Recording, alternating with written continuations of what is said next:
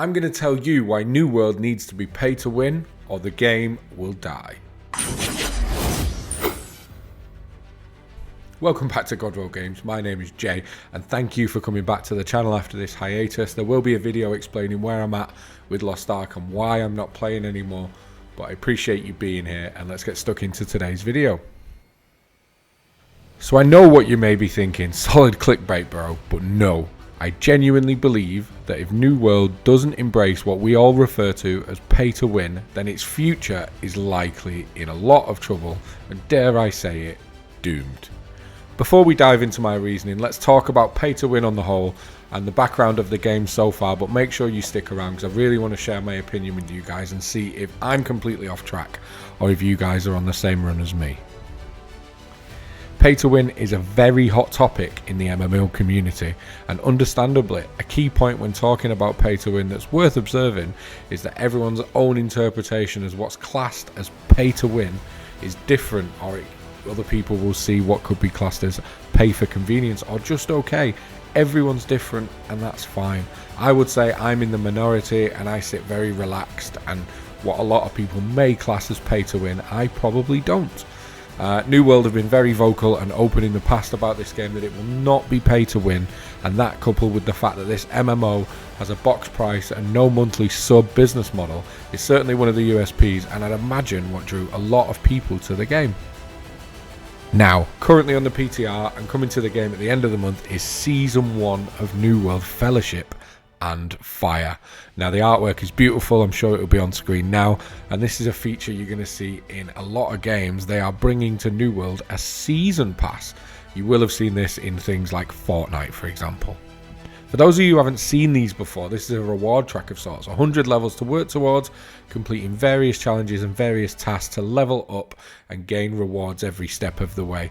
Each level giving you a free reward, which can be a variety of things, which I'm going to get into now. The part that everyone is interested in is that there is a second track for each level of this season pass, which you have to pay to unlock. This is absolutely standard in other season pass games, but you can see why the New World community are probably not that thrilled. Both tracks can provide various items including XP boosters, gold, named items, dungeon chests, marks of fortune, which are the in-game premium currency to purchase things, might I add, gypsum orbs, emotes, skins, and even more. The list is massive. This, of course, has already started the pay to win conversation, and if I'm honest, I don't see this as pay to win. New World is a game that I love, I think that's clear, and aside from the XP boosters, which just save time in my opinion, a convenience thing, there is no shortage of named items, and a lot of what is on offer here through this season pass can be obtained by just playing the game. Plus you can actually get a lot of cool stuff without paying, including marks of fortune, so those are what you'd use in the cash shop in exchange for your real money, so actually you are getting a percentage of what you may invest back, and if you just play the free version of the season pass, then you're actually going to make money, and in time you'll accrue enough of these to potentially buy new skins that could have cost you money. I really want to hear your opinion on this, so do make sure you're letting me know down in the comments. But tangent and background aside, let's get to the key part of this video. Here is why I think New World needs to go full pay to win to survive.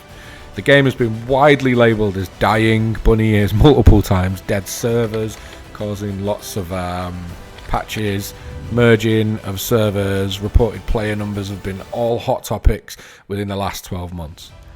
Now when Brimstone Sands drops, the game's first big new content to the game, adding new weapon and of course the new zone Brimstone Sands, as well as much requested fresh start servers to put everybody on an even keel and stop the companies that had monopolised servers just being untouchable. We saw a huge flood of players coming back to the game, as the graph that's on screen will show now. But also take note, at the end of the graph, and where we are currently just 3 months later, we are closest to the lowest player count in the last 12 months.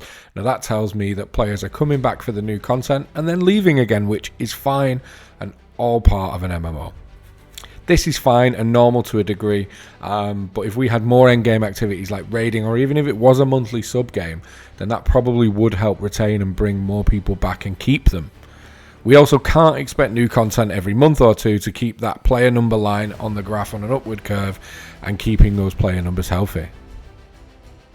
Right, for a second, let's jump in the COD Roll Games time machine. Let's fast forward 12 months and boom, ton of new content. We've got an increased gear score, we've got new professions, dungeons, raids, gear set management, all of that stuff. Very exciting, right?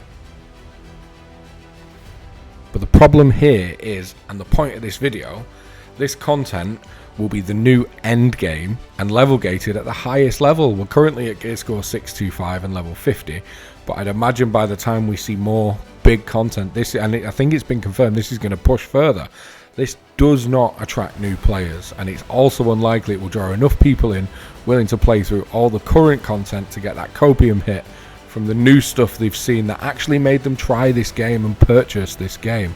Everything that they'd seen from release until this point didn't do that, so that didn't bring enough of a hook to draw them in and make them pay the box price for the game. You see where I'm going, right?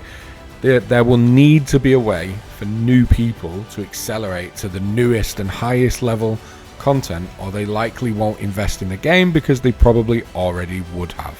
Do you agree? Am I right? Am I wrong? Am I being a complete idiot? I'd love to hear your opinion in the comments below.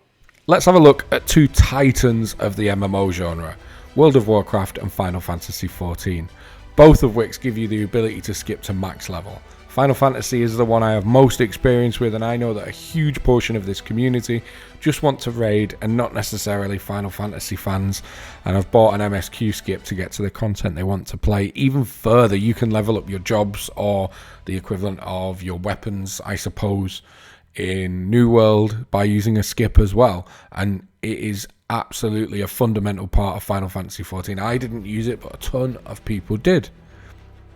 The other key point here that we have to make sure we pay attention to is that we've got to be honest, a New World will die without new players. It's a game with a box cost and no sub, so it needs revenue from people purchasing the game to thrive, especially because, season pass aside, it's not a pay-to-win model.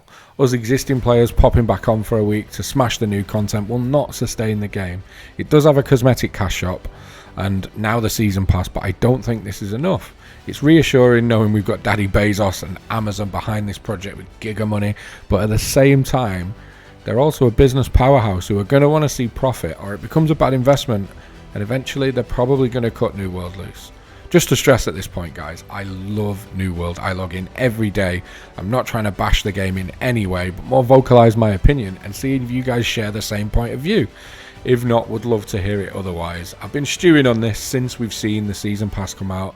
A lot of people really pushing back at the pay-to-win model, but I think we need to all be a little more open and realize we probably need it to survive. To summarize, guys, New World needs new players to survive, and the content thus far hasn't drawn them in, so making them work through everything that didn't appeal to them to get to the stuff that does will put people off. Spare time for gaming isn't something a lot of people have as well. Let's factor in one more thing. New World has a fair share of negative press since launch, as all MMOs do, don't get me wrong, but in the coming months and years, there are a ton of new competitors coming to the market, such as Ashes of Creation, Throne and Liberty, and Blue Protocol, to name a few. Given that two of those are also being published by Amazon Games and we're getting a huge chunk of their resources, I wonder what impact the amount of exposure New World will get, given that the team are going to be working on those other titles. Do let me know.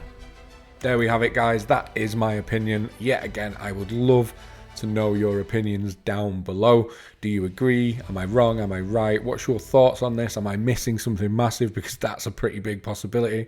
But I'd love to hear down below. And also, guys, hit the subscribe button. Got a lot more content coming, a lot more opinion pieces. I'd love you to be involved. And until next time, happy gaming.